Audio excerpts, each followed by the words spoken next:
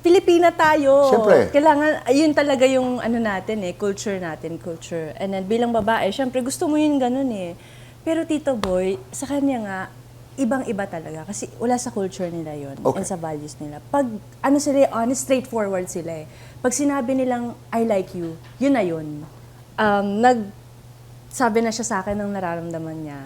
Buti na lang po, nakakaintindi ako kahit konti, Tito Boy. Kasi kung hindi, as in loading ako, ano daw? Okay. Kasi ang sabi niya, Tito Boy, ganito, Daisuki. Daisuke. Daisuki. Daisuke. Opo. Uh-huh. So, nagets ko yun agad, pero sabi ko sa kanya, Anong ibig sabihin nun? Daisuki is I like you. Oh, okay. Daisuke. Okay, and then? Kasi ko, It's different from I love you. Yeah, I love you is 愛してる. Okay. Aishiteru. Daiste is... Daisuki. Daisuke is still I like you. Yes. So when that happens, Nag-loading When that din po happened. ako. And then sabi ko, sure ka ba?